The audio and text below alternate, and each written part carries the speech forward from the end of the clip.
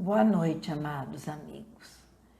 É com imenso prazer que me encontro aqui, nos conectando com Jesus. Na noite de hoje, pedimos que essa equipe bendita do irmão Gabriel nos ampare e nos ilumine para que nós possamos não apenas ouvir as suas palavras, como aprender os seus ensinamentos e colocá-los em prática na nossa existência, para que possamos assim galgar um degrau a mais na nossa escala evolutiva, podendo aprender com o nosso Mestre amado os exemplos através deles que nos deu quando aqui esteve. E que nós possamos seguir esses exemplos na medida de que formos amadurecendo e evoluindo, a fim de que possamos um dia transformar todos esses vícios que carregamos por tanto tempo em virtudes, pois esta é a finalidade com que Deus nos criou. Esta é a finalidade de Jesus quando aqui nos visitou. E é, até hoje, o propósito deles para conosco. E assim será, até que possamos um dia atingir a plenitude de bondade e de amor.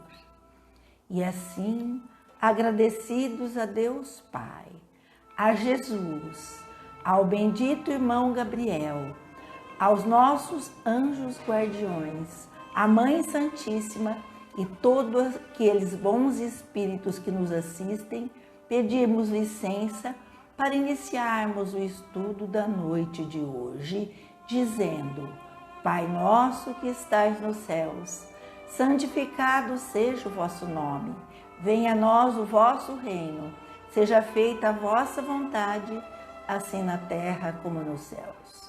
O pão nosso de cada dia nos dai hoje. Perdoai as nossas ofensas, assim como nós perdoamos a quem nos tem ofendido. E não nos deixeis cair em tentação, mas livrai-nos de todo mal. Que assim seja, graças a Deus, graças a Jesus.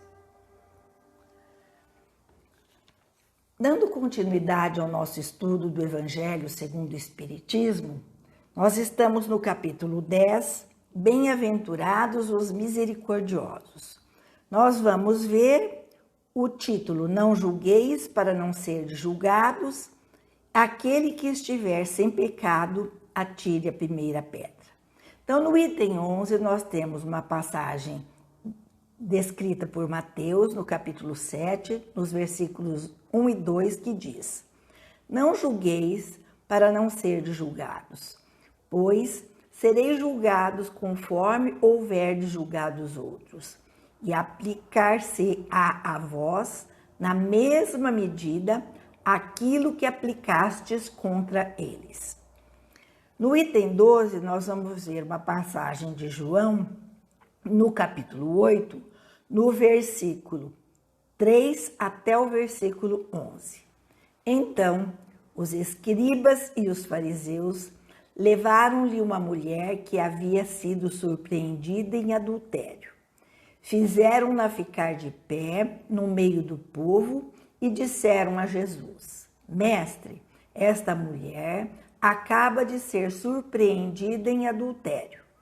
Moisés nos ordena na lei apedrejar as adúlteras. Qual é, portanto, vossa opinião a respeito disso? Eles diziam isso querendo tentá-lo, a fim de acusá-lo. Mas Jesus, abaixando-se, escrevia com seu dedo na areia. Como continuassem a interrogá-lo, levantou-se e lhes disse: Aquele dentre vós que estiver sem pecado, lhe atire a primeira pedra. Após isso, abaixou-se de novo e continuou a escrever na areia. Mas eles, ao ouvi-lo assim falar, retiraram-se, um após o outro, os mais velhos saindo primeiro, E assim Jesus permaneceu sozinho com a mulher que estava no meio da praça. Então, Jesus levantou de novo e lhe disse: Mulher, onde estão os vossos acusadores? Ninguém vos condenou? Ela disse: Não, Senhor. Jesus lhe disse: Eu também não vos condenarei.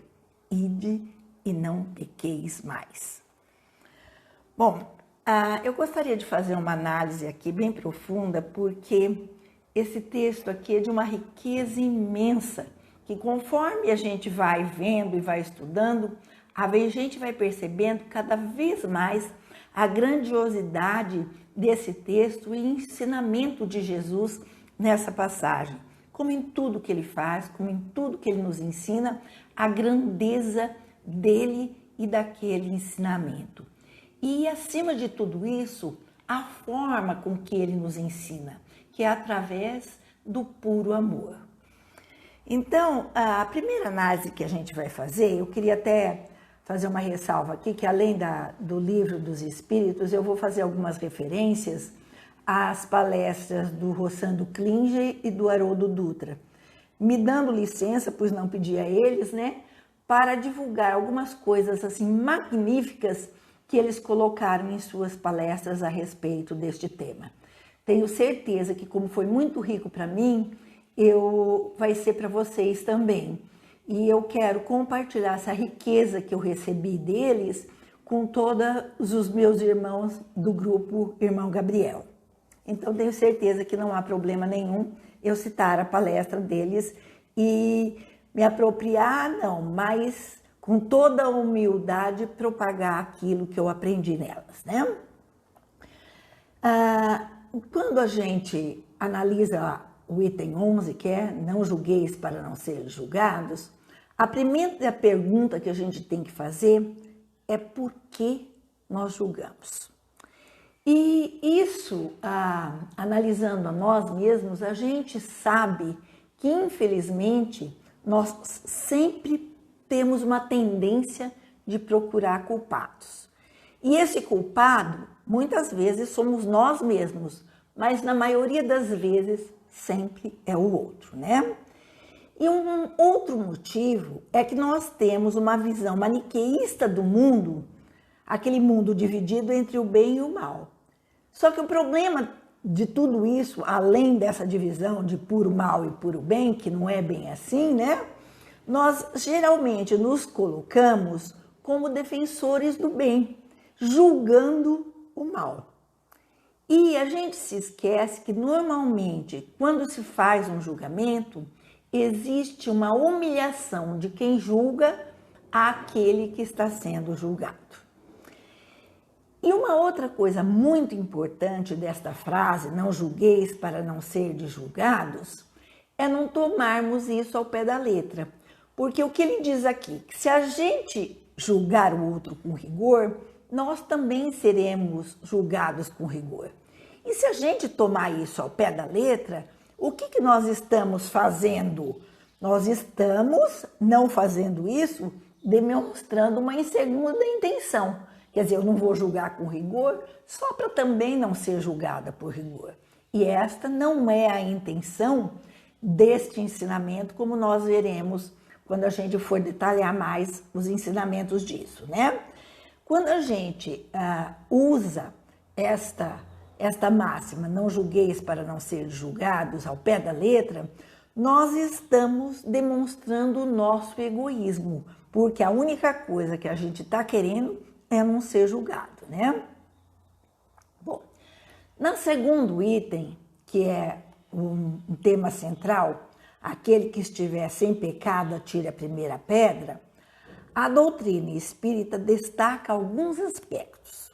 O primeiro deles é que a indulgência, ou seja, a clemência, a misericórdia, a benevolência, a tolerância, elas todas que estão imbuídas na indulgência, são um dever nosso. Pois, quando nós exercemos a indulgência, nós vamos ter um capítulo a seguir sobre só a indulgência, né? Então, quando nós exercemos a indulgência, nós vamos aprender a ver o outro de uma forma capaz de perdoá-lo e a nós mesmos. Para que isso? Para que nós possamos, através do perdão, desenvolvermos a capacidade de amar. Um outro aspecto que a doutrina espírita destaca, em particular neste item, é que a sentença lançada sobre o outro pode ter dois motivos. O primeiro motivo seria desacreditar a pessoa de quem se critica os atos. Isso é maledicência e maldade, portanto, não há desculpa. Nós estamos num nível de aprendizado que a gente já sabe muito bem que não dá mais para exercer a maledicência e a maldade como uma desculpa dos nossos atos. Nós já estamos num nível que sabemos que temos que nos responsabilizar por eles e tentar seguir o exemplo de Jesus. Ele é nosso modelo, ele é nosso guia. Através do Evangelho, ele nos deu todas as diretrizes de o que devemos fazer. Então, desacreditar da pessoa a quem a gente critica, isso não cabe mais a nós, embora a gente veja isso toda hora e todo dia, né? Mas precisamos parar e refletir. O segundo propósito, vamos dizer assim, o segundo motivo que a gente julga, né, que a gente aplica uma sentença, é para reprimir o mal. E isso é necessário. Isso pode ser louvável e é mesmo um dever em certos casos. É uma forma da gente reprimir o mal, pois essa repressão do mal pode se tornar um bem. Então, quando aquele mal está sendo feito e nós julgamos isso de uma forma para que aquilo seja um bem, nós temos que fazer isso um dever nosso. Por quê? Porque nós vamos muitas vezes, se nós não combatermos aquele mal, nós poderemos deixar aquele mal se propagar e fazer mal a outras pessoas. Então, o mal, ele precisa ser reprimido, inclusive para o desenvolvimento da consciência solidária, que, por sua vez, educa para a prática do bem. Essa consciência solidária, se ela houvesse na época de Jesus, ele talvez não tivesse sofrido as consequências que sofreu, pois as pessoas seriam capazes de combater o mal que estavam fazendo com ele e divulgar o bem que ele estava fazendo, né? Bom, então nós precisamos ter em mente que a condenação tem por objetivo coibir o mal, tá? Esqueçamos os outros motivos, porque são meras desculpas do mal, né? E o mal, com certeza, ele tem que ser reprovado. Mas a autoridade da reprovação está na razão da autoridade moral daquele que a pronuncia. Então, muitas vezes a gente ouve, não tem moral para falar isso, né? Então fica desacreditado, né? Porque a consciência íntima, ela recusa todo respeito e toda submissão voluntária àquele que, sendo investido de um poder qualquer, viola as leis e os princípios que está encarregado de aplicar. Então, como é que eu vou aplicar uma lei? Como é que eu vou querer que respeitem a minha sentença se eu não faço isso? Então, não há autoridade legítima aos olhos de Deus senão aquela que se apoia no exemplo do bem. É isto igualmente que emana das palavras de Jesus. Então, Jesus tinha toda a autoridade para coibir o mal. Ele tinha toda a autoridade para aplicar, inclusive, a punição. Por quê? Porque ele era o máximo do exemplo do bem. Então, nós não somos esse máximo do exemplo do bem. Nós somos espíritos completamente imperfeitos.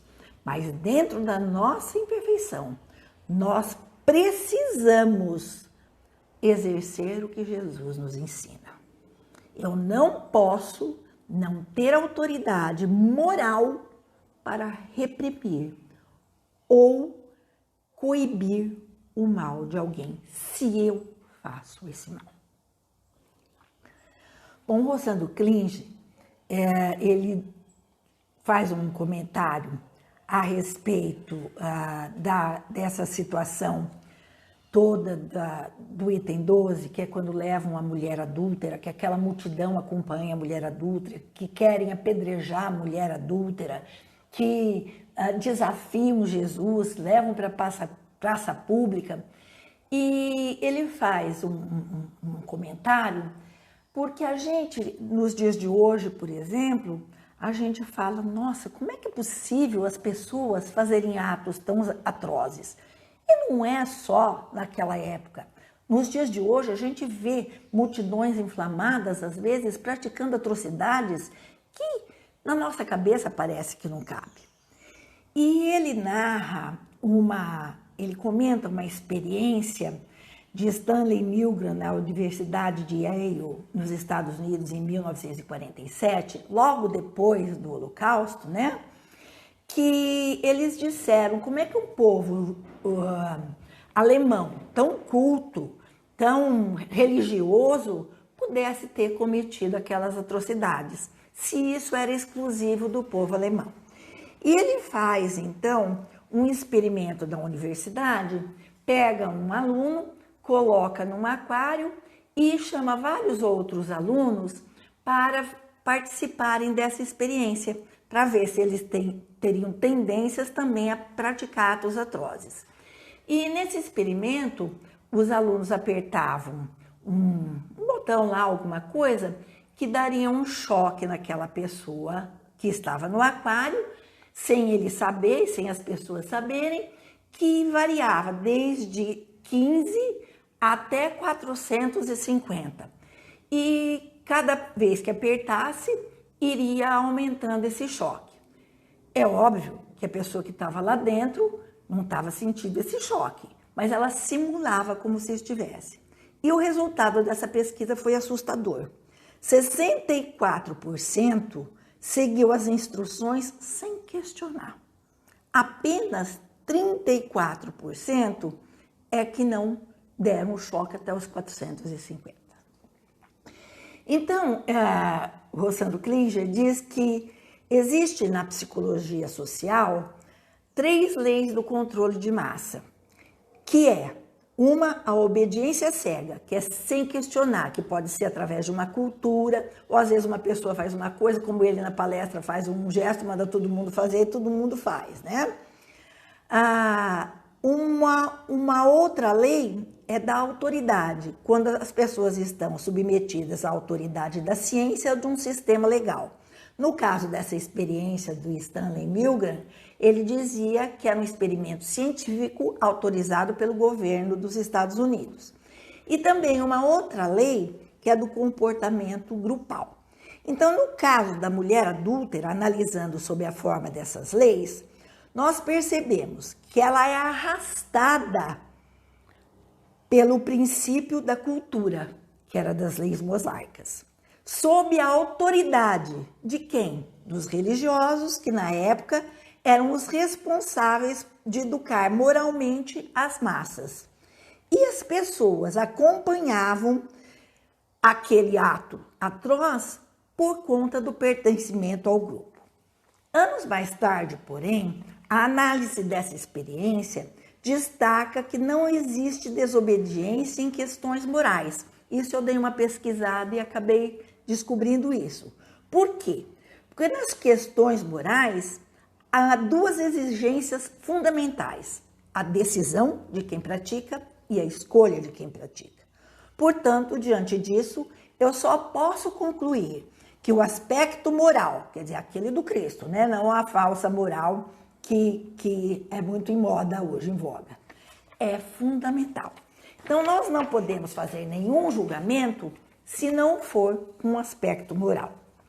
Na palestra do Haroldo Dutra, ele destaca que fazer justiça é um grande desafio, que o grande dilema do juiz é como aplicar uma pena sem ser criminoso, que a finalidade da aplicação da pena é coibir o mal, é educar.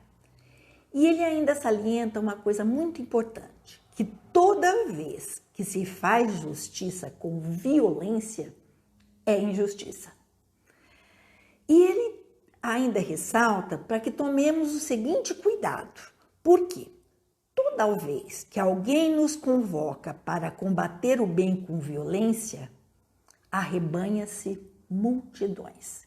E a gente tem visto exemplos nos dias de hoje e exemplos em toda a humanidade que isso é uma verdade.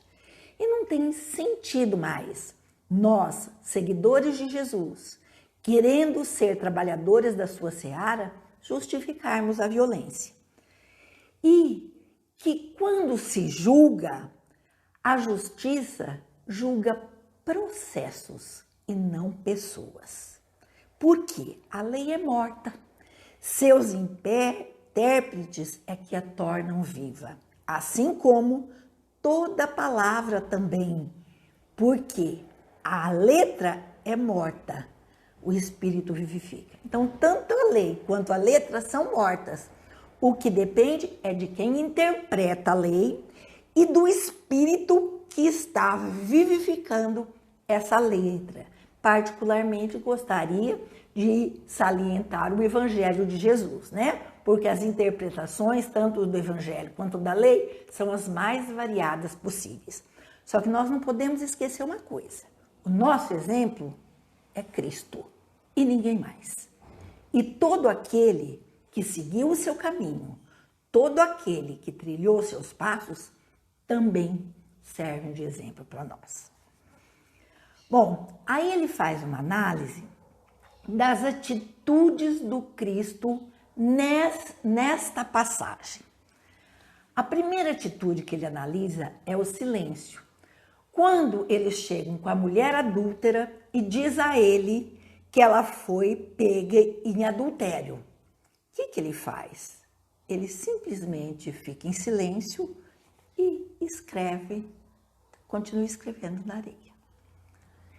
Por que ele fica em silêncio? Esse é o primeiro ensinamento dele, porque ele respeita o livre-arbítrio e ainda porque ele não proíbe a reprovação do mal. O mal foi feito e o mal existe e tem que ser reprovado. Porém, quando eles os instigam para que ele dê a sua opinião, o que ele diz? Aquele dentre vós que estiver sem pecado, atire a primeira pedra. Aí vem a lição sublime do Cristo, que é a sua moral, a sua pureza de espírito. Porque o mal tem que ser reprovado. Separa-se os pecadores dos não pecadores, né? Como ele diz em várias passagens, mas não é para punir. É porque aqueles que precisam terem o mal reparado em si, eles precisam de uma forma diferente de tratamento, para que a educação possa se efetivar, para que eles possam aprender, para que eles possam evoluir. Quem é professor, quem é pai, quem ensina alguém, sabe que você às vezes separa uma pessoa que tem mais necessidade de aprendizagem, não porque você quer dizer que ela é pior que a outra que já aprendeu, mas porque ela vai precisar de uma metodologia diferente, de um empenho diferente, para que ela possa aprender aquilo que o outro já aprendeu. E ele tem uma sublimidade em compreender que nós somos irmãos em humanidade e que ainda não atingimos a pureza. Mas ele nos coloca, quando ele diz isso, aquele dentre vós que estiver sem pecado atire a primeira pedra, ele nos coloca um fundamento sublime, que nós sejamos transparentes e honestos em nossas práticas. Então vamos analisar se nós estamos sem pecado. Vamos analisar a nós mesmos. E que nós não temos autoridade moral para apedrejar na palavra, mas é para fazer qualquer ato de julgamento, né? Por dois motivos. Primeiro, porque não é eficiente nem eficaz a apedrejar, não ensina nada. E segundo, que é o mais importante, porque quem tem autoridade moral para apedrejar, não apedreja. Porque Jesus tinha autoridade moral, só que ele não apedrejou. O que ele fez? Ele ensinou. Ensinou a mulher e a multidão. E vamos ver como ele ensinou a multidão de uma forma bem peculiar. Aí, logo em seguida, ele pergunta para a mulher: onde estão os vossos acusadores? Quando ele pergunta isso, o que ele quer dizer? Ele quer dizer que a mulher atraiu esses acusadores por conta do ato que ela cometeu. Então, ele não a isentou do mal que ela tinha feito. Simplesmente, aquele ato foi uma consequência dos atos dela. E ela diz o seguinte: eles se foram. Porém, não eles se foram. A gente sabe e tem que perceber que ela teve noção de que ela não foi absolvida. Que a acusação não cessou porque ela não tinha feito o mal, e sim por conta da virtude ali representada pelo Cristo, pois ocorreu uma modificação psicológica de cada um e não da multidão como um todo. Por que foi efetivo esse ato de Jesus? Se ele às vezes tivesse querido pôr pano quente da multidão como um todo, aquela multidão estava inflamada. Mas quando ele colocou que cada um olhasse para si e visse se não tinha nenhum pecado, então, aquele que dentre vós tiver sem pecado, atire a primeira pedra, ele transformou psicologicamente cada um deles. Porque cada um viu que tinha pecado. E que se Jesus, que não estava apedrejando, eles não iriam fazê-lo. Então, quando ele modificou cada um, isso efetivamente ocorreu para toda a multidão, porque foi uma atitude individual. Foi aquela que a gente colocou lá na experiência que eu comentei, que precisou de um ato moral para que fosse refletido e que seria uma escolha, um consentimento. E a gente vê bem isso quando na passagem diz: retiram-se um após o outro. Não foi a multidão toda que se retirou ao mesmo tempo. Isso, inclusive, ele coloca que talvez, quando ele coloca que é dos mais velhos para os mais novos, às vezes os mais velhos tiveram mais tempo de pecar, então tinham mais pecados, por isso saíram primeiro que os mais novos, né? E aí, mais uma outra passagem, quando ele diz: eu também não vos condenarei, o que ele mostra para nós? Que só Deus é o juiz, porque a autoridade moral ele tinha para poder condená-la, mas ele não o faz. E na passagem, ide e no futuro não pequeis mais, isto é o sublime da educação, do espírito que nós estamos vendo agora num momento tão oportuno e tão necessário, que é a educação para construir o destino, para regenerar a conduta, para a nossa evolução moral. Por quê? Só o processo educativo nos tira de uma ordem e nos eleva a outra. Então, é só através da educação do espírito que nós conseguiremos evoluir, que nós conseguiremos refazer os nossos caminhos, que nós conseguiremos reconstruir o nosso destino, que nós conseguiremos regenerar a nossa conduta. Portanto, que nós conseguiremos evoluir moralmente. Portanto, a conclusão que eu posso chegar é que o julgamento tem que ser moral, tendo o Cristo como modelo e guia. Nós estamos longe, mas não podemos esquecer que Ele é o nosso modelo e nosso guia. E que esse julgamento tem que ser feito com misericórdia, com acolhimento, sem dogmas e sem preconceitos. Então, isso eu gostaria que nós refletíssemos muito, porque eu acredito que se nós pensarmos muito nisso, nós tornaremos o mundo atual muito melhor.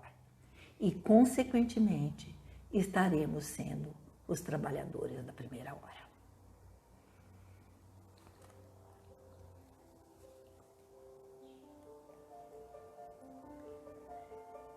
E assim, Pai, imbuídos nesse maravilhoso ensinamento de Jesus, que mais uma vez nos apresenta com as explicações desse evangelho esclarecedor da nossa doutrina, que nós possamos, Pai, adquirir forças para perseverarmos na fé de nos transformarmos, no esforço de nos modificarmos a partir do nosso autoconhecimento.